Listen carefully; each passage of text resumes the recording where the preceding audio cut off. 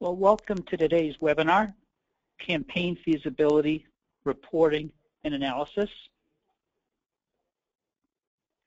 I'm Doug Cogswell. I lead Advisor Solutions. We're a software company that does a lot of work in fundraising analytics. We put dashboards together, help people untangle key metrics, create scoring algorithms, and the like.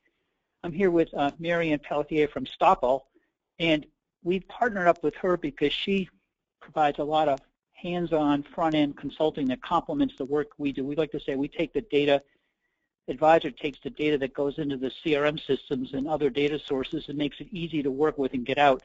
And she helps teams really use it to make better decisions and improve operations. So Marianne, I'll turn it to you for a couple minutes here to talk about what we're going to do here today in your background. Great. Thanks very much, Doug. As Doug said, I've been fascinated with data and what we can get out of data and what the different pieces of information mean when you put them together in different ways.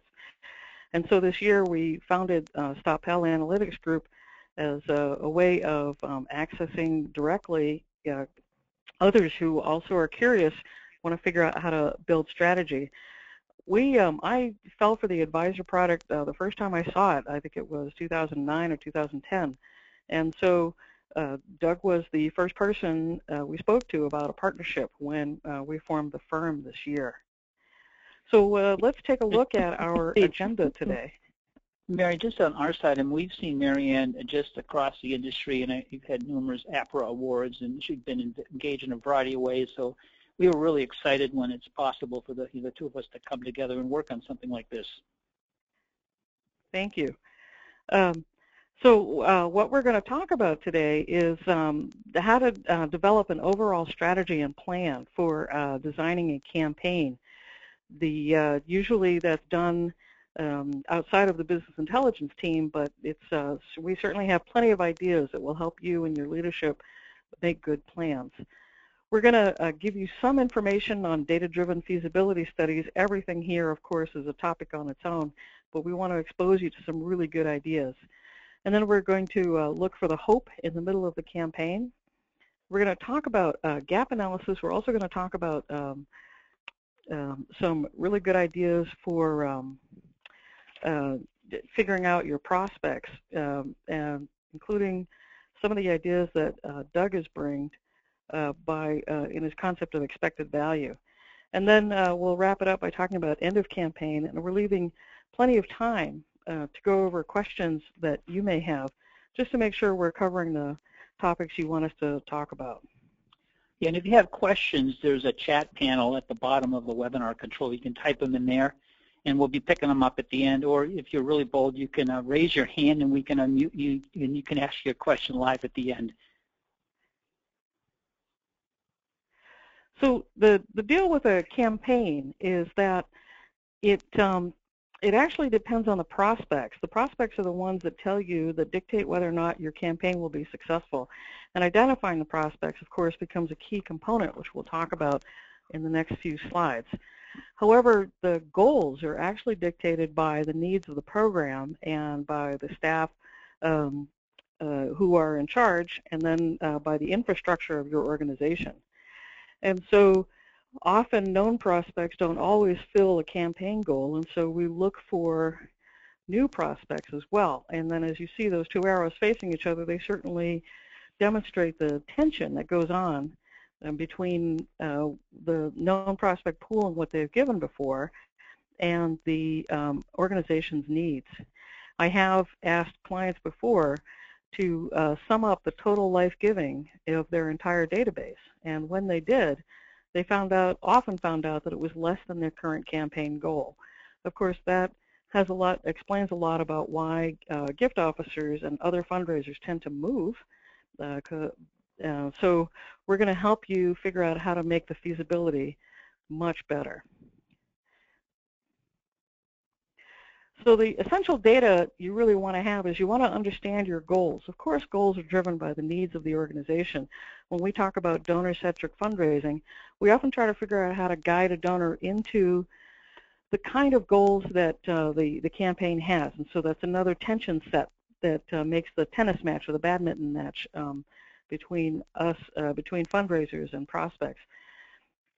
We also want to look at feasibility results, and that's the question, do we have enough prospects? Do we have enough capacity? Because if we don't, we're going to have to think of new and inventive ways to bring in either more people or expand the goal for our corporate and foundation relations fundraising.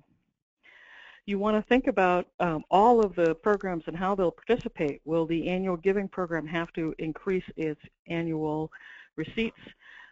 Is this campaign going to be an engagement piece? How, of course, will major and principal gifts be involved in making sure that the goals are met?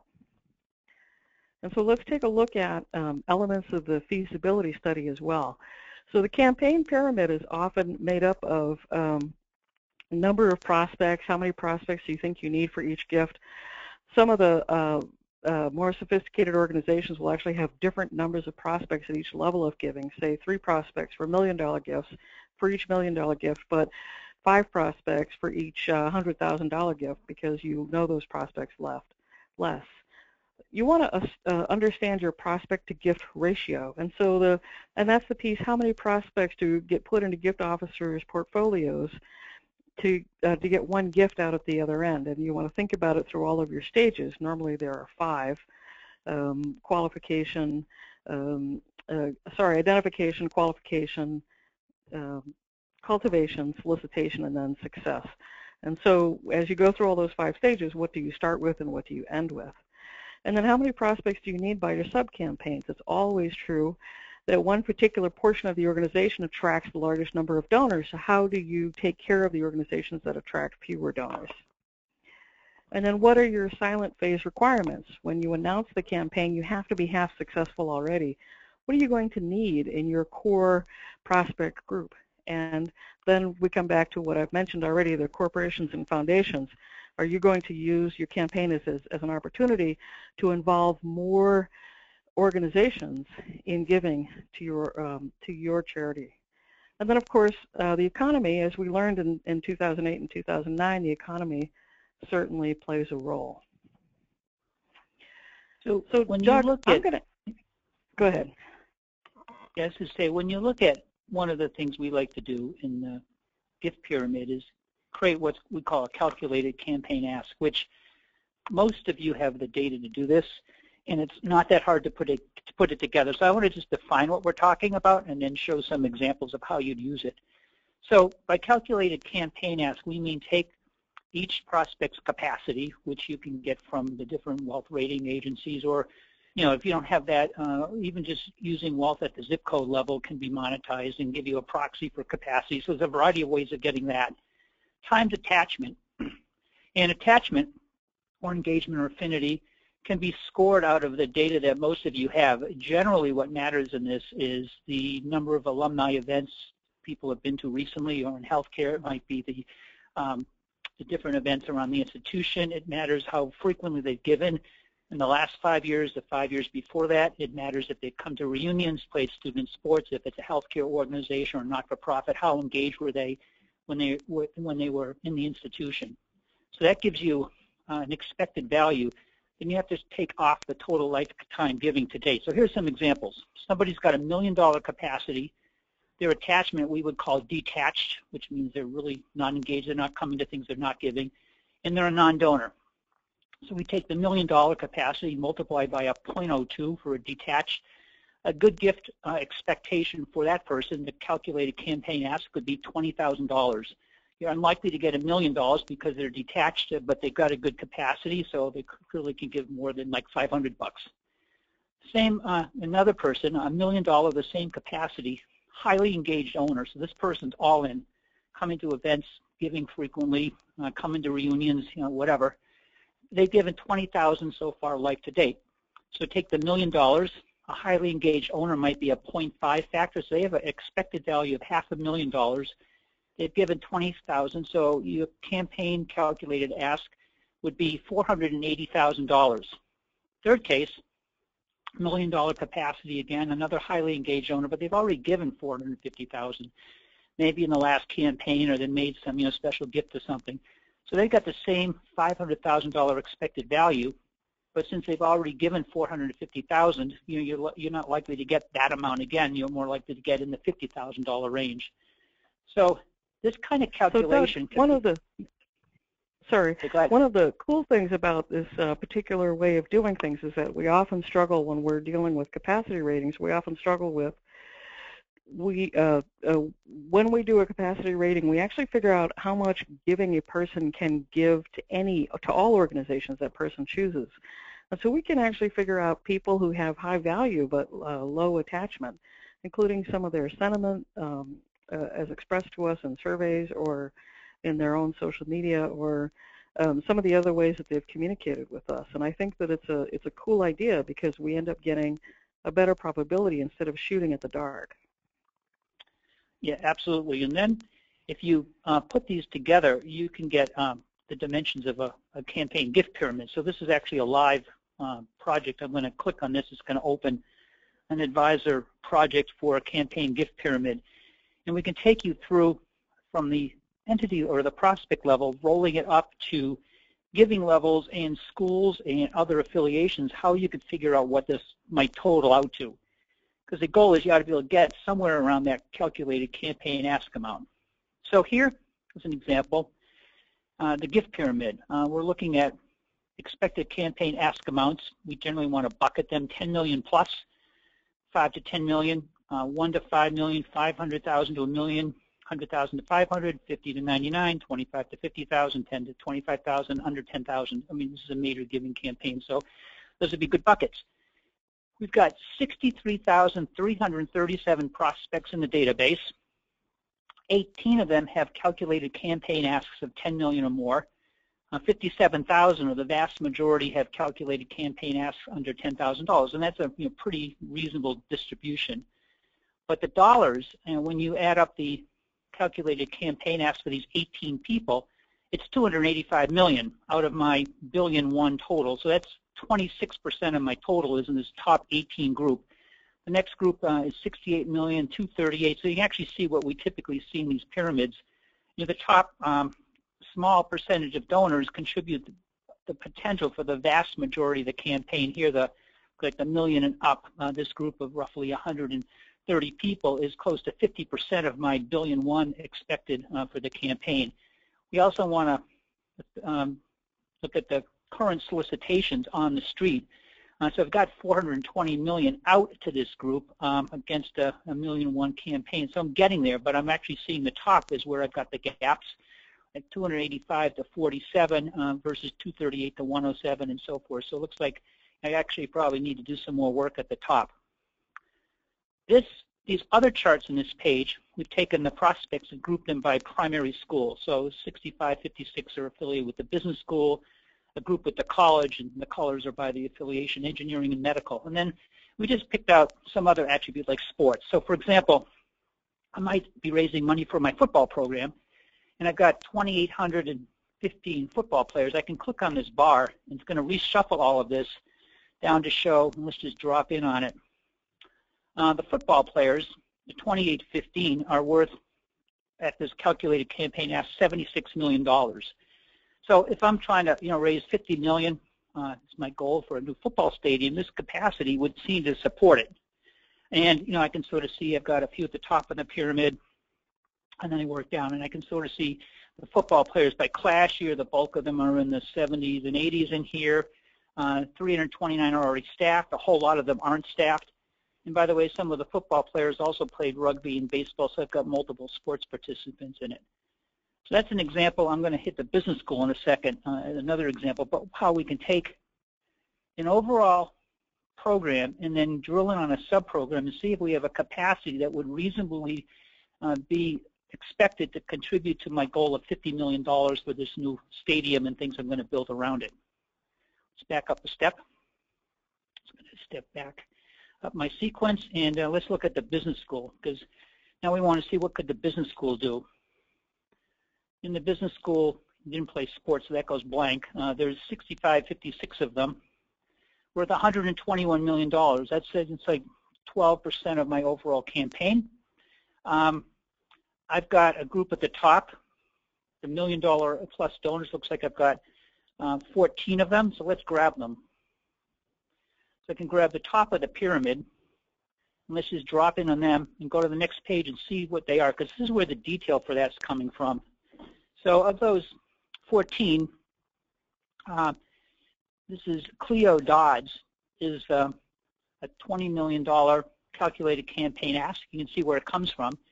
He's got a capacity rating of 50 million or more, which we would have monetized it as a $65 million amount. So we figure out somewhere in a range, a little over this because it has no upside to it. It keeps going.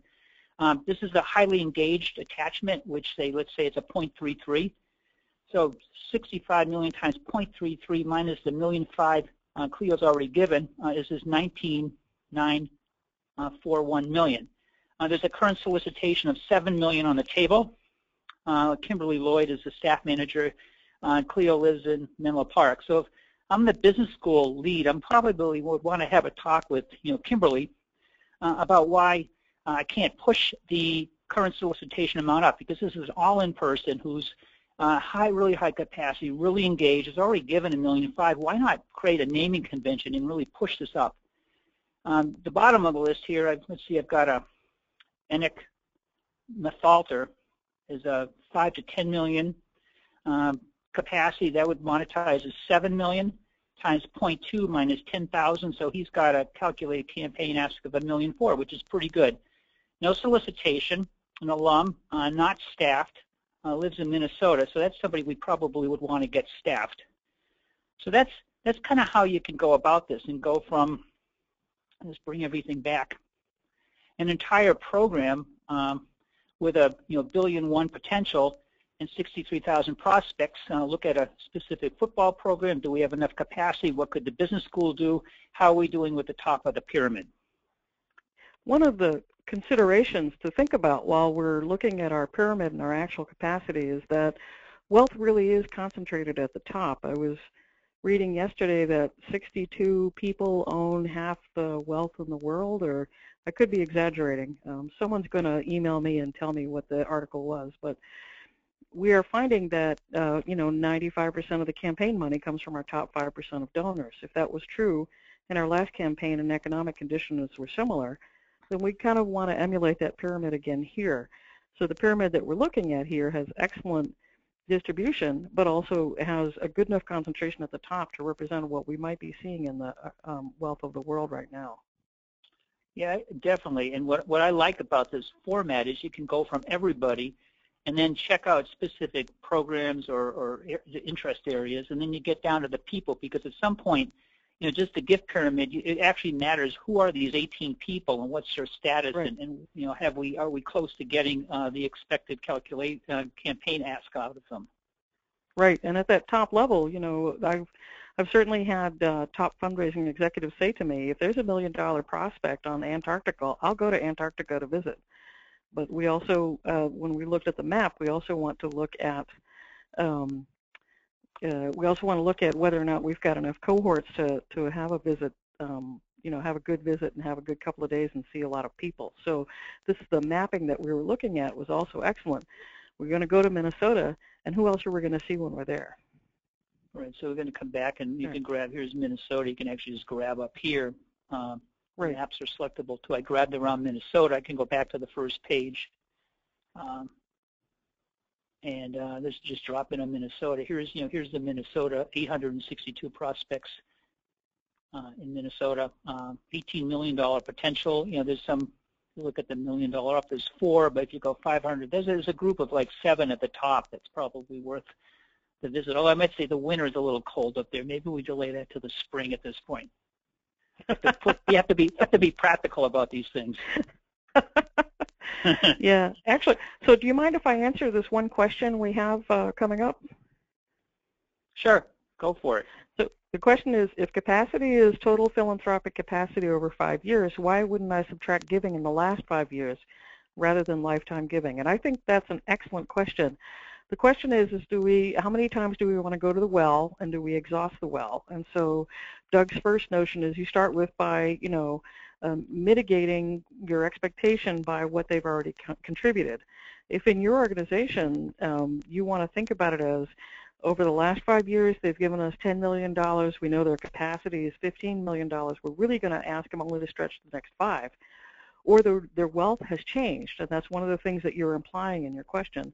In my 20s, my capacity was much different than it is now in my 50s, and so that's going to play a consideration as well. Doug's point is that part of your expected value does include thinking about what they've already attributed, and can we guess at what somebody would give in a lifetime? Right. By the way, as you were talking, I got distracted. I looked at the chart. This is Minnesota. Guess what jumps out as the major sport played? Hockey. Oh, yeah. Okay, let's move. So now we've got our. Now you know where to hold the event. Right. We've got our feasibility done, so now we're in the mid-campaign. So, Marion, what happens here? So in the mid-campaign, you really want to know where you are. And the nice piece about what we're looking at right now is we can answer questions right away. And I've certainly been in enough meetings with gift officers to say, well, what about that? What about that? And so you just demonstrated a lot of what about those right there. How do we get to those answers so we can move on to strategy?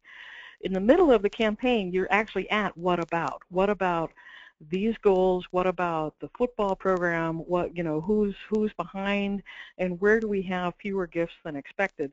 And then there's also the concept of gap analysis, and I think of gap analysis as opportunity. So it's not that something is missing, it's that there's a space there that we can fill with prospects and gifts. And when I think about the campaign pyramid and how often the waste, the leadership annual giving portion of a campaign period goes thin, that's actually an opportunity to fill with lots of gifts. So we do want to know, especially mid-campaign, where are we and how are we going to do? And we can't wait till the end of the campaign to solicit more of the gifts than we did at the beginning. We still need to be moving along. So the next question is are there gift officers who need better prospects? And are there gift officers who need more encouragement? And is the prospect to gift ratio still holding true? Because as we've discovered in our recent days, the economy, the stock market, all kinds of things will make changes over the course of a 5-year campaign. So Doug, how do we do some of that tracking and analysis? Yeah, so let's take a look at a dashboard that's aimed at this. That's another live one, so I'm going to click it. It's going to open in a web browser. So the way this works is this is a project for campaign tracking. It loads data from the CRM system, usually nightly, whether it's Blackbaud CRM, Razor's Edge, Advanced, Banner, Millennium, Agilon. We work with a lot of them. And then it, when you click on it, it opens the data into our app, and then I'm running in a web version, and in 10 to 20 seconds you're up and running. And so this is trying to look at results, percent goal by fund category and percent goal by fund. So there's a hierarchy. This could be schools, it could be programs, either departments, sub-programs, fund categories, funds. So there's a level depending on how you organize. But mid-campaign, what you're trying to do is see how things are performing against goal. And we have 2 indicators. There's a green line which says goal 100. That's where you should be today. And then we've actually colored these things green if they're the best, and if they're like at or above goal, they're green. If they're way bad, they're red. And here you can sort of see in the funds, you've got a group of 4 of them that are doing pretty good. You've got another group that's in the middle. You've got a couple of them that are kind of far behind. And then under the fund categories, the sub-pieces, you've got some things that are excelling. Some of them are at 300% of goal, like a quarter of them. There's another group that's kind of okay, between maybe 50% in goal. That's like another quarter. You've got half of them that are under 50% of goal, which is not so good. And so suppose, I don't know, I'm the VP of advancement, and I'm really interested in what's going on with faculty support. So I click this, and what happens is it shows the details of faculty support. Down here, overall, we've got 122 in, and this could be a combination of cash received, pledges, revocable, all that other stuff. Adds to 122 million. My goal is 160 million, so I'm at 64%, which is pretty good. But it's made up of 5 things. Faculty research and support's doing awesome. It's up here at 106 million against 50 million, 213%. Professorships, so faculty awarded funds, chair, and general faculty support are pretty low. And if you take something like this, which is running like 5%, Well, we've got 2.8 million in against a 50 million goal. So if I'm running this thing, I'm going to be kind of concerned about what's going on with these guys. So we can drill in. I can just get rid of all the other funds at this point and go to campaign details. So here's what's happening for faculty support. Over time, from 2009 to the current year, the red is the actual total and the blue is the cash in. So the red's a little higher than the cash in. By those same funds, here I'm sorted or I'm measured by dollars instead of amounts, but you can sort of it's the same thing. By record type, I was expecting a lot of alums to come in on faculty support, but the alums here represent only 3.5%, $300,000 out of the total amount in here. So let's drill in on the alums and see what's going on, because that's sort of startling low. So I can click the alums, get rid of everything else, and it updates to see, I've only got Omar's given $1 million, Felicia 500,000, but boy, this drops off pretty quick. The top of this alums contribution to faculty support is tough, and I also see it looks like I got a big, the $1 million one is pledged but not yet received, which would be Omar. So, at this point, I probably want to go sit down with the team doing this and figure out how do we get the alums more engaged in faculty support, because it's really, really, really important. And the alums have done more with the College of Management and the institution-wide restricted than some of these engineering. So somehow I seem to be really low on the engineering side. So maybe I want to drill in and pick up, go into the engineering affiliation and see if I can get more engagement with that group. So that's, Marion, the kind of thing we're doing here mid-campaign to try to zero in on what matters, because so often we see this gets masked under the top level. Faculty support is doing pretty good, but wow, this area needs help, and it needs help pretty quick if it's going to meet its goal. Yeah, the nice piece is that we can take a look at this and decide, is this an engineering problem, or is this a problem with unnamed faculty support? So if people are really into professorships, then there's an indicator there. Are they into professorships across the board, as we saw on the earlier chart? Or are they only into professorships when it comes to, say, the liberal arts program? And so the question is it what they're supporting? Are they supporting people? Is that what they're into? Or is it what particular department they're supporting? And once we can figure that out, and it looks like we can figure that pretty easily, we can start rebranding those things that are getting left behind. Also, engineering, we can think about what are the ways, solicitation methods that have worked with people who would be interested in this program, and beef that up as well. So we have an opportunity to go after things because we can see what our results are so far. Great. And just to go back, what we love about something like this is the ability to have a simple dashboard scorecard. So at the high level, you can get a quick snapshot of how it's going, and this would update every day. But usually in our experience, that's not enough. So we love the ability to then go down into the detail and figure out, in this case, it's faculty support in some of the programs. The alums in the engineering is the issue, and that's where you can fix it. At this level, it's hard to see what to fix at that level. You can clearly, in some of Marianne's suggestions, would be right on about how you'd go about it. Yeah, and the funny thing is that in my direct experience, engineering alumni didn't want to be solicited in person, but gift officers are very personable people. So they found out that they needed to solicit engineering alumni even for $1 million gifts through email, and it worked. And so the cool thing is that we pinpointed the problem, can sit down and have a brainstorming session about, is it the case statement, is it the approach, is it the audience, and then start making shifts in order to build more success into the campaign. Well, that's a great, where we work together on predictive modeling. That's the kind of thing the math and the modeling can quickly untangle those kinds of differences. And then, boy, when you see them, it becomes clear, and then you can operationalize around it. Mm-hmm. Isn't that fun? Yeah, that's the best part of the job. So now we're coming to the end of the campaign. We've just got a couple of slides left. What about this? What happens at the end, Marianne? So at the end is when you start congratulating each other if you've met your goal.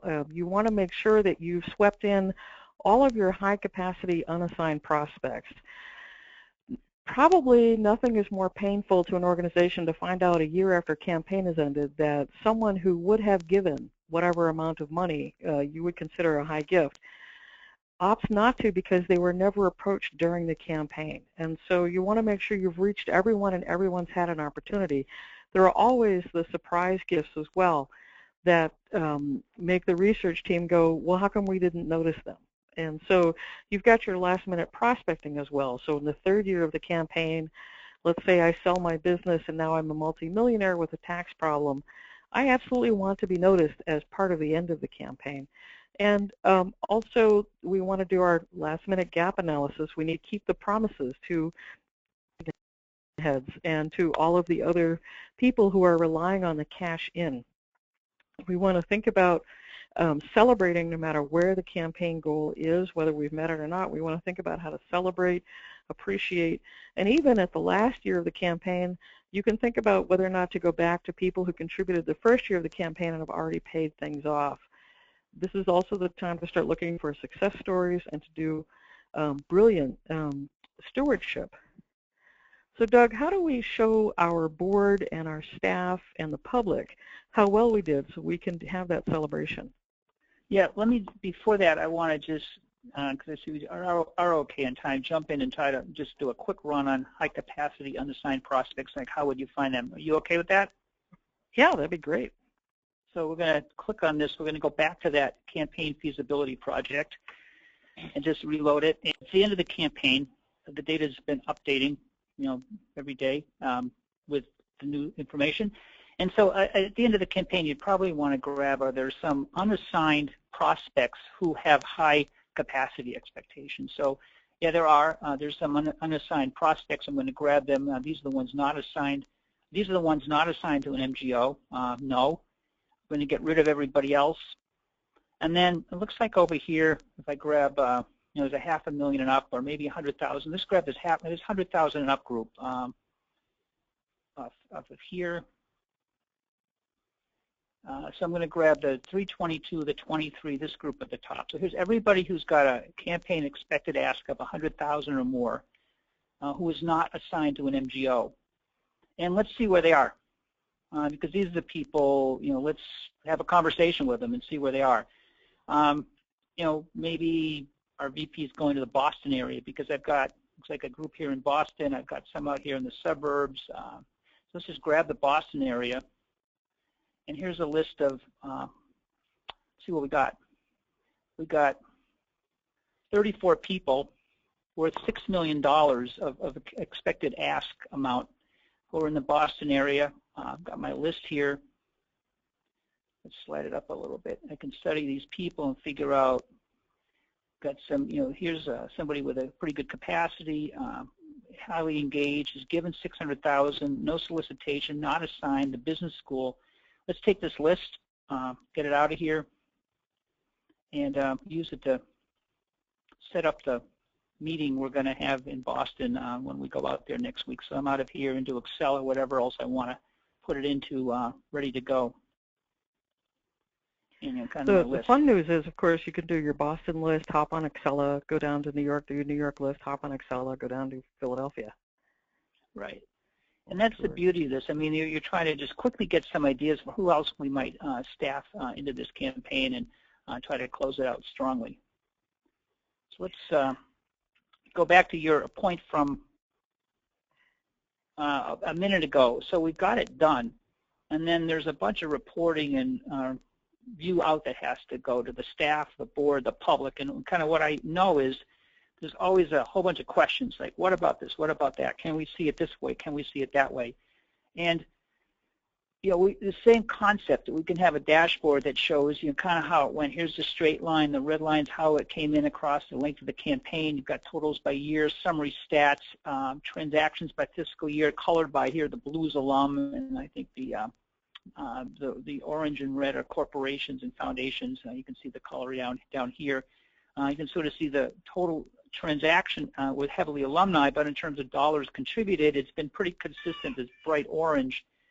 Corporations and foundations across time. So, it's helping tell a story. And then, much like the other one, as the questions come, you can drill in on this and slice in on it from different angles and figure out how the business school go, how the law school go, how this campaign go. But this is really helpful to get a snapshot of what happened, where the money came from, and help you get success stories going. At the campaign end, of course, success stories can come from a variety of places, including we've increased participation by our constituency by this much %, or we've brought in this many new friends. We have increased the highest gift we've ever received. I remember being asked over and over again, can you find the highest gift ever given to something something, so that we can see if we can tout the gift that we received as the highest that's ever been given to something something. And after a while, of course, I started joking to say it's the highest gift that any organization has ever received from a fellow named, whatever, Julian Fellows, I don't know. So those are the kind of the fun things, but you want to look at everything you can at all different angles. You can say you've doubled the engineering school endowment as well. I was at a panel discussion by board trustees for organizations in New York that had to go through large transformations, and one of the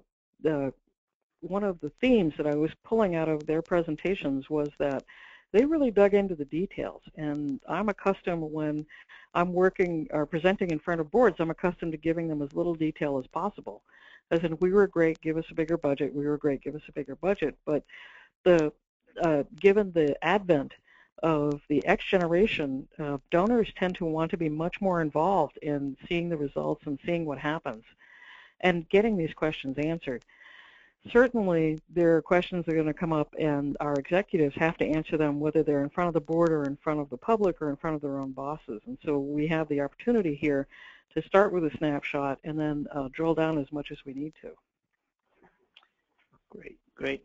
Yeah, and I just think that this whole, what we just talked through about starting with potential from the prospects, aligning with the goals, figuring out who the people are who have the capacity, is there enough capacity, then managing through these gaps all the way through the end where you're sharing success stories and able to quickly get information out is the key to having this just run smoothly from start to finish.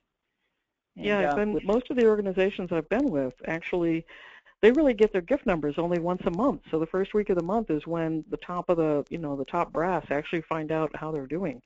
I like that we're moving toward a culture of having real-time information, so that really good decisions can be made in plenty of time. Great. So we've reached the end of the allotted time for the presentation. We have a whole bunch of questions which I have up in front of me. And here's one. How would you handle large corporations and foundations within the campaign ask amount info in the pyramid? Is that calculated separately? Marianne, I'll let you take a stab at that, then yeah. I'll come back. Yeah, I mean, the nice piece is that corporations and foundations tell you directly what they're interested in, how much they give away, and how to approach them. So you don't have to worry about trying to figure out their expected value. They tell you right up front. So you can actually put their whatever you're going to make as the ask amount is their expected value. You can decide if you want to add some kind of probability measurement, but you'll know. Yeah, I would agree. Although it's, obviously the calculation is not the same. The capacity of a corporation, and they're going to have different kinds of engagement. So as we're mathematically calculating those things, and we're running models on attachment and engagement and so forth, we have to do different models, and even for different kinds of prospects. So I'm expanding on this a little bit. Obviously, corporations and organizations are different, and you would not apply the same math, although there's a bunch of clues where you can figure things out, like Marianne just said. But then when you're doing the calculate campaign asks for alumni versus parents versus spouses versus friends, the capacity is going to be comparable because you're looking at somebody's overall wealth, but the attachment and how it applies to the capacity is quite different. And for example, an alum is going to come to reunions, come to events, is more encouraged to give every year. A friend, it doesn't have those same opportunities, so you can't use the same attachment model, and the attachment scoring may be different, and it's going to have to be footed against the campaign ask. So we probably simplified that a little bit in our description earlier, but it is important as you figure out to calculate campaign ask to, and in some cases I've seen, graduate school alums are going to have different attachment mechanisms or engagement mechanisms than undergraduate alums because they have different experiences and can't do the same things. So I expanded on that. And Marianne, you might want to come back on that and add your perspective. Yeah, I agree with you. I mean, one of the ways that I talk about with organizations that are not alumni-based is you want to think about how someone came into your database. So are they a grateful patient? Are they a family member of a grateful patient? Are they someone in the community who likes to be associated because it looks good to be in your, say, you're a theater and it looks good to be in your program? So figuring that out is actually one of the ways to segment people into different sentiment levels. Also, when you're looking at something like parents, you may say that their expected value is lower because they're parents, or you may say that their expected value is at the highest when you solicit them for, and it could be the sports program or the financial aid or whatever whatever you discover. And that's part of the piece of modeling is getting to a question that can get you an actionable answer. Yeah, and I'm going to add two more things to that. First, in a large university with different schools, the factors in especially the attachment engagement can vary quite a bit. Like if it's a university with a business school, an engineering school, an undergraduate arts and sciences, some of those, they have different mix of people, they have different kinds of activities, they build different degrees of connection and bonding. So sometimes it's pretty consistent across, say, an undergraduate population, but other times, depending on the actual institution and how the schools vary, it can be quite different. The other one is healthcare, where we're doing increasingly amounts of work there. The factoring for a campaign ask, obviously you have capacity. It's the capacity is the thing people just have, but the engagement or attachment in a healthcare institution, the good news is more and more the organizations are able to use the patient data, the patient encounter data that was opened up by HIPAA like a year and a half, 2 years ago, and some of the leading institutions now have that available on the fundraising side, and we're blessed to be doing some pretty good work there with some of the leaders, and we're finding it's really enlightening and really helpful in the things like which area they or somebody in their family had treatment in, how intense it was, which provider it was, is very meaningful. And there's some surprises in there that some of the more elective kinds of procedures, which may attract higher end people and help somebody just improve their appearance, may have a higher connection than some of the things we typically hear about, like cardiology and all the other things. So some really interesting data as some of us are now getting into mining that and really trying to relate it to fundraising. Obviously the same kinds of things like alumni, not alumni, activities that people participate in, newsletter click-throughs, frequency of giving also matters in the healthcare world, but there's this whole other rich data set that as you're looking at calculated campaign asks is really valuable. And plus you obviously have the affinity because you know which medical area they were in. So it's maybe a little easier there to capture an interest or an area of interest. So those are 2 points I wanted to make.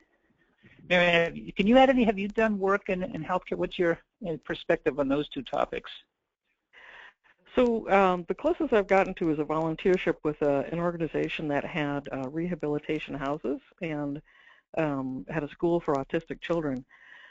There are a lot of different levels of engagement, and the piece that I was thinking about while you were sharing your thoughts is that when I go into a charitable organization, it's the direct care people, it's the direct contact people that I build the relationships with. So I build a relationship with the doctor, or in the houses that I was just talking about, I build a relationship with the house caretakers to take care of my daughter, or in an educational institution, I build relationships with faculty. And then these strangers show up and say, how did you like that? Was that great? And so as fundraisers, we have to try to figure out how can we reconnect people and remind them of the warm, fuzzy experience that they got, even though we are not those faculty or doctors or even, the kids in the Boys and Girls School or the coaches or all those different things that we care about, or even we're not the trees that people are contributing the environmental organization for. How do we as strangers reconnect them to those experiences and then turn around and ask them for funds? And so that's where things like sentiment or engagement or attachment all come into play. Here's another question, kind of drilling in deep on attachment. By the way, we do have, Advisor has a tutorial webinar on attachment scores, which is up on our website, which is, you can see my emails up there. It's www.advisorsolutions.com. Resources, webinars, there's a webinar up there on attachment scores, and they're also baked into, well, that's probably the best place to get it. There's one here, what's the highest attachment score that you've seen? And I'll answer the, Mary, and you can jump on. The Advisor modeling algorithms will create a range score from 0 to 1.0. And usually when we do this, there's like 3% of the population is over 0.25. So 0.25 to 1.0 is this tail of like 3% of the population. Then maybe another 10% of the population is between 0.1 and 0.25. And then the entire rest, like 75% of the population, is under a score of 0.1. So this is hugely skewed, where you have a few people who are really highly engaged. And we would clip off that top portion and call them owners, maybe the 0.25 and up. And then between maybe 0.15 and 0.25, we call them highly engaged. And maybe between 0.1 and 0.15, we call them engaged. And then we break that bottom part into probably disconnected and detached. But that's typically how it runs. Some of the modeling will create, scores that range from something low to something high. We force it into that 0 to 1 range, which then you actually can use for the factoring. You can just take the score and put it right into the equation against the capacity number. Although I would caution that a 1 is probably maybe a little extreme, but there's usually very few people up there. Marion, could you jump in on this one? Yeah, I agree. I think that when we talk about attachment, and when we were rehearsing for this webinar, we had some discussion about what attachment really means. And I start at the top of the line. Someone who is a board member, somebody who is actually taking a personal responsibility for the welfare of the organization's future success, is the most engaged or invested person. So you call them owners, and I think of them as investors or stakeholders. All synonyms, and those people are the people by which we measure the attachment or engagement of everyone else. So how close are they to this level of engagement, and what did those people do to get to this level? I want to apologize for my cat. Pretty funny. She's having a hard time with something. He's lonely. Yeah. So then, and when we think about attachment, though, some of the other systems that have come into play, Jennifer Cunningham introduced the idea to me of Net Promoter Score, and that's something when you take any kind of survey and you say, I really liked that experience or I liked it less, you're actually putting in how you feel about the organization, and that's the Net Promoter Score is a system of figuring out who your promoters are versus your detractors. And promoters and detractors do answer the survey, and I've done some work with surveys to figure that out, and that helps with attachment. And once you have those scores, you can see who are our most highly attached or engaged people, and then who are the people that look like them. And that's how that goes. So, so it's all similar. The question is, how do you force it into a probability? And Doug, I think you've gotten the closest that I've ever heard about coming up with a theory that works well to get someone into a probability that you can actually use as an expected value equation.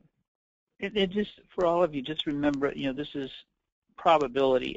So, like when I did that analysis with the football back at the beginning, and the campaign ask total came out to $70 million. I mean, that's a directional statement because you got a lot of variance, and are the capacity numbers actually real? Do they really have the capacity? Did they just like do something that wiped it out? These attachment factors and how they relate to the capacity are all directional, and no one is going to be exactly what it is. But if you take a pool, the risk in these things kind of falls out. So it is directional. And if you looked at that football thing, it was like 70 million. The business school was like 120 million. That's directional. And if I'm looking at raising 40 or 50 million for a football program, and I've got 70 million calculated that way, I go, it's a good shot. I can make this. Let's go for it. I have capacity. I mean, obviously, if it came out at 30 million, I'd probably want to test the numbers. And if it came out at 200 million, I'd go, like, I got an overage here. But I think that's important. I also, as Marianne was talking, when we do our work, those scores, when you're talking with the stakeholders, the gift officers, the management, we always frame it in terms of owners, highly engaged, disconnected, or detached. We actually never talk about the scores because they're just, people don't relate to them real well. But if I talk about somebody with $1 million capacity who's highly engaged, people get it. And so how you frame the language and how you relay this to the team is really important. And kind of, the 0.3, 0.5, 0.7, it's all relative. But like most people would agree that somebody who's given consistently, been to a bunch of activities, came to a bunch of reunions, is engaged or highly engaged. They get it. And so we find that's much more helpful in terms of relaying this to a team. The nice piece also is that when you can do the modeling, you're breaking your own paradigm. So if we say people who buy football tickets are not going to be engaged outside of football, and then mining might actually demonstrate, or modeling might actually demonstrate that people who attend football games actually start attending theater events, and then we're looking at a behavior chain. After they've attended theater events, they actually get asked to give to the annual fund, they start giving to the annual fund. And so you have, what is the propensity of me moving from this step to the next step that gets me up to that invested or ownership piece that we're looking for at the top. And we can build that one step on the ladder at a time. So there's a couple of questions here about how do you actually operationalize this. So I'm going to jump on this for 2 points. First is we really like operationalizing it so that the team can work with these gift pyramids on their own and sort out and vet whether they make sense and get a comfort. We know a lot of times this work gets farmed out and some outside group goes and says, here's the pyramid and here's what can go to this. But we actually do believe, both of us, that teams can do this, and you might need some help getting it set up and going. But it's the kind of thing you need to wrestle with and slice it and examine it and test it and discuss it. To us, that's more valuable than kind of, here's the number. The other thing is the operational question. So what you saw in these examples is something that, software that pulls from your CRM system, usually nightly. It can load on demand or whatever. It can run hosted. It can run on-premise. That's irrelevant. But it's every day it's grabbing, like for these attachments, it's going to grab the activities table. It's going to grab the giving table. If it's healthcare, it's going to grab a bunch of encounters stuff about patient encounters. It's going to grab, if you've got newsletter click-throughs, the newsletter click-throughs, as of last night. And then once it loads the data, it does a bunch of calculations. It figures out, how many events you've been to in the last month or the last 2 years. It's all obviously calculable. It figures out, how many of the last 5 years have you made a gift? How many newsletter clicks have you done in the last 60, 180, 360 days? That's probably as far back as you want to go with something like that. Then it has a scoring algorithm that turns all those things into that attachment score. So, maybe you were a 0.1, you were border, disconnected, engaged, you were borderline on Saturday, and then over the weekend you came to your reunion, you made a gift and you joined a committee. You might jump up to a 0.2 on Monday, and now you're highly engaged because that happened. And that's the beauty of this stuff. You can put these things in. They can run right off your own data, which almost everybody's collecting, and then it's dynamic and it's updating. And at the end, when we went into that, are there any more prospects? You want to know, like right now, who are the unstaffed people who have this capacity, and kind of where are they, and how do I get at them? You don't want to like have a report that somebody did, 8 months ago, and like everything's different because they actually made a gift, or they've been assigned and they've already been cultivated. So that whole, operationalizing this is kind of what we do. That's our business, and it's not that hard. I mean, it's some setup because the data is complicated, but our setup is usually 4 to 8 weeks to get one of these kind of all the way up and running with all the scoring going and so forth. And then once it's in, it loads and updates daily or hourly or whenever you want it. We were, sorry, I did. Go ahead. We were talking about this in the prospect DMM listserv. Do we want dynamic scoring or do we want static scoring? One of the answers was the annual fund would not like to have dynamic scoring. They'd like to set their segments in August or July and then just use those segments. However, the deal is that you can continue to have dynamic scoring and use the segments codes as a different thing. once an annual fund hits March and discovers that perhaps the goals are not as close, doing their gap analysis, the goals are not as close as they want them to be, they can look for those people that Doug described, people who are raising their hands through recent behavior, or people who are showing evidence through new understanding of wealth or new understanding of capacity. And so it gives the choice back to the fundraiser, which I think is great. I love that. So we got time for one more question here. We're reaching the hour point here. Now, I'm going to ask you, Marion, a question. You know, these campaign, is there one or two, like we talked about the different steps, you know, from start to finish? What makes the one or two, three things, the big things that make a difference in a successful campaign versus one that kind of flounders and maybe doesn't meet its goals? And it could be data-driven or organizational. What do you see in your experience that really makes a difference there? So in my experience, it's really the one thing, it's the ramp-up process. The preparation has to be done well before even the silent phase. You have to ramp up staff. And so before the campaign starts is when you should be heaviest in your prospecting and prospect research and business intelligence staff. Work up your gift officer pool as you get into the campaign. If your silent phase isn't successful, it makes the public phase all the much harder. And so the feasibility study needs to be thorough. When I started in fundraising in the 80s, you know, a feasibility study was a consultant came in and talked to maybe 100 of the top donors and asked them, would you give again? And it was pretty much just making the ask for the organization. Now we have the opportunity to really guess what's really feasible for this campaign with the prospect pool that we have. And if we're not going to reach the goals that we've set, where are we going to get the prospects that we need? And to get those questions answered before the campaign starts brings the campaign success. Because in my mind, the second thing is that keeping the staff on board for the duration of the campaign. When you have a lot of staffing changes, especially at the leadership level, you lose continuity around especially the largest donors. Some of the studies that I've done demonstrated very clearly that prospects who had what we called gift officer churn when they were visited were less likely to give than prospects, especially trustees and board members, who had one gift officer through most of their tenure. Nobody likes to be handed off. Imagine how you feel when you buy a car and then you're handed off to somebody else to actually make the purchase who wants you to buy more stuff. It can feel that way. And so the whole preparation, continuity, making sure that everybody's on board, everybody's with the same theme. Also, organizations that decide right at the start of the campaign to change their software in order to make the campaign more successful actually have a much more difficult time. So you can hear that the theme that I've got here is distractions. You want to gear everything up. If you're going to make a software conversion, do it at least 3 years before you start your private phase. Otherwise, you're just going to be having a lot of high blood pressure staff, and you're going to have difficulty focusing on the campaign goal.